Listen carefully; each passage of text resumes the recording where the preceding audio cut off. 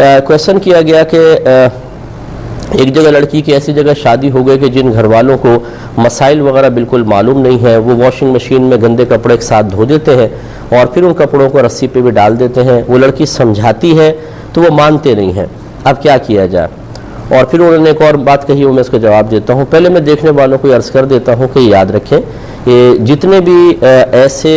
پانی جمع ہونے کے مقامات ہیں کہ ان کی لمبائی چوڑائی کو ضرب کریں تو 225 فٹ نہ آئے، جیسے چھوٹا ٹب ہے، بالٹی ہے، واشنگ مشین ہے، یا انڈر گراؤنڈ ٹینک بھی اتنے بڑے بڑے نہیں ہوتے ہیں کہ آپ ان کو اگر ان کے لمبائی چوڑائی کو ضرب کریں تو 225 فٹ آ جائے۔ ایسی جو اوپر کی ٹینکیاں ہوتی ہیں تو جو اتنے چھوٹے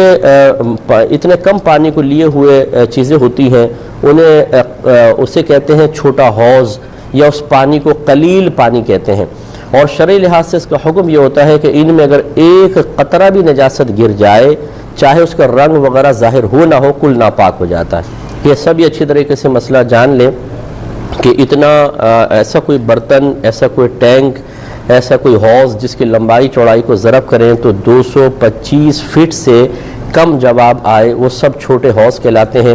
وہ پانی قلیل پانی، تھوڑا پانی کہلاتا ہے، اور شرعی لحاظ سے اگر اس میں ایک قطرہ بھی نجاست گر جائے تو چاہے نجاست کا رنگ یا اس کی اسمیل وغیرہ ظاہر ہو نہ ہو، یہ کل پانی ناپاک ہو جاتا ہے۔ لہذا واشنگ مشین میں جیسے ہی ناپاک کپڑے ڈالے جاتے ہیں، جیسے ہی ان کپڑوں کی ناپاکی کا اتصال پانی کے ساتھ ہوتا ہے، کل پانی ناپاک ہو جاتا ہے۔ پھر آپ اسے جتنا مرضی گھماتے رہیں، گویا کہ وہ ناپاک پانی اس کے باہر ہر تار میں، ہر دھاگے میں گھس جاتا ہے، اور پھر ہمارے یہاں ایسی ہوتا ہے کہ ان کپڑوں کو نکال کر پھر ٹب سے اس کے جھاگ کو ختم کرنے، ٹب کے پانی سے جھاگ کو ختم کرنے کی کوشش کی جاتی ہے، اور جیسے یہ ناپاک کپڑا ٹب کے پانی سے متصل ہوتا ہے وہ بھی سارا ناپاک ہو جاتا ہے۔ اس کے لیے بہتر طریقہ یہی ہوتا ہے کہ پہلے سے ہی سب اپنے اپنے کپڑے پاک کر کے پھر واشنگ مشین میں ڈالیں۔ یعنی جتنا حصہ ناپاک ہے، میں نے بارہا بتایا کہ جیسے تھوڑا سا حصہ کوئی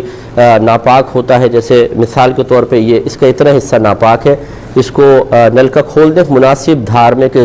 بہت تیز نہ ہو کہ اس پہ لگ ایک دم چھینٹے آپ پر آئے، ہلکے سے اس سے کھول دیں، ہلکی سی دھار، اور پھر اس کو پکڑ کر ملتے جائیں۔ جب آپ کو یقین حاصل ہو جائے، یعنی دل اس میں بالکل مطمئن ہو جائے کہ پانی نجاست کو ساتھ بہا کر لے گیا ہوگا، تو بس یہ کپڑا پاک ہے، پھر اس کو واشنگ مشین میں ڈال دیا جائے۔ اچھا، اگر آپ نے کپڑے دیے اور آپ کو نہیں پتا کہ واشنگ مشین میں کوئی کپڑے ناپاک بھی تھے یا نہیں تھے، تو شریعت پھر ان تمام کپڑوں کو پاک ہی کہتی ہے،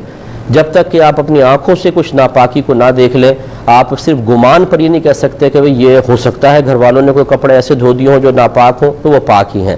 اور جو ناپاک اگر آپ نے دی ہیں تو پھر ضرور سب کے سب ناپاک ہے۔ اب یہ گمان نہیں آپ کر سکتے کہ شاید اتنا پانی بہہ گیا ہو کہ وہ نجاست بہہ گئی، کیونکہ واشنگ مشین سے دھوتے ہوئے اتنا پانی عموماً بہتا نہیں ہے۔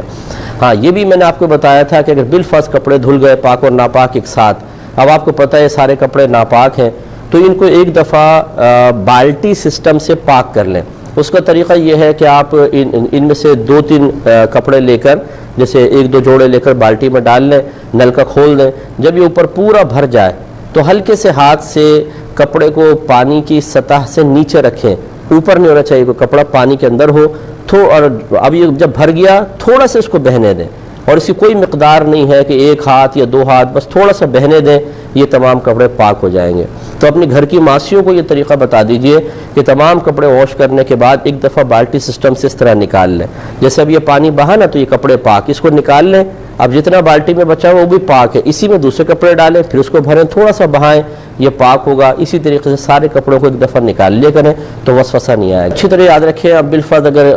ناپاک کپڑے تھے اور ان کو پاک نہیں کیا گیا، اسی طریقے سے مطلب ہٹ دھرمی کا مظاہرہ کر کے ان کو بس نچوڑ نچاڑ کے وہ رسی کے اوپر ڈال دیے، تو یقینی سی بات ہے وہ جب کپڑے ناپاک ہیں تو رسی بھی ناپاک ہوگی۔ اور پھر اگر اب اس میں بالفرض ایک تو یہ ہوتا ہے کہ دھوپ پڑی بہت زیادہ، وہ اڑ گیا سارا پانی، ختم ہو گیا، یعنی اس میں نجاست کا بالکل اثر نہ رہا، اگرچہ شرعی لحاظ سے اس کو رسی کو ناپاک ہی کہیں گے، لیکن اگر آپ دوسرے کپڑے اس کے اوپر پاک کپڑے ڈالتے ہیں، گیلے کپڑے، اور اس میں بالفرض رسی میں کوئی نجاست کا اثر موجود نہ ہو، تو یقینی سی بات ہے اگر وہ بھاپ بن کر بالکل تمام کا تمام اڑ گیا ہے تو پھر یہ کپڑے آپ کے پاک رہیں گے۔ لیکن احتیاط اسی میں ہے کہ ابھی کوئی پتہ نہیں ہے کہ ہو سکتا ہے کیونکہ کوئی چیز فقہاء نے بالکل لکھا ہے کہ خشک ہو کے وہ کپڑا پاک نہیں ہوتا، اسے آپ کو شرعی طریقے سے پاک کرنا پڑے گا، لہذا اس کا پھر یہ طریقہ جو بہن نے فرمایا سب سے بیسٹ ہے کہ یا تو آپ جو نائلون کی رسی ہوتی ہے وہ لگائیں، یا جیسے یہ الیکٹرک کا تار ہوتا ہے ٹیلی فون وغیرہ کا جس پہ کوٹنگ ہوتی ہے، اور اگر آپ اس پہ مطلب گیلا کپڑا ایک سرے سے دوسرے سرے تک لے جائیں، ایک دفعہ پھر 2 دفعہ پھر 3 دفعہ، تو اگر بالفرض اس پہ کچھ ناپاکی بھی ہو تو شرعی لحاظ سے وہ بالکل پاک ہوگا، اس کو باندھ لیجئے۔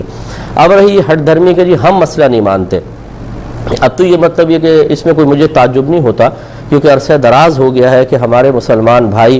ایک مسلمان گھرانے میں پیدا ہونے کے باوجود اپنے مذہب اسلام سے جتنے مطلب دور ہیں،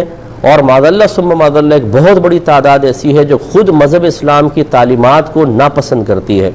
وہ ایک آزاد زندگی چاہتے ہیں۔ ہاں باہر کے ملک میں جائیں تو وہاں کے قانون کی تعریف بھی کریں گے اور اس کو فالو کریں گے، دبئی چلے جائیں، UK چلے جائیں، US چلے جائیں، یہاں شترے بے مہار ہوں گے، وہاں بالکل سیدھے چلیں گے اور تعریف کریں گے کہ نہیں بھائی بہت اچھا قانون ہے اور اس کو بالکل فالو کرنا چاہیے۔ لیکن جب دین اسلام کی باری آتی ہے تو اپنے مذہب اسلام کی تعلیمات کو حقیر جان کر اپنی ہٹ دھرمی کا مظاہرہ کرتے ہیں، اور یہ اپنی آخرت کی بربادی کا بہت زیادہ سامان کرنا ہے۔ یہ میں بارہا یہ جملہ کہتا ہوں،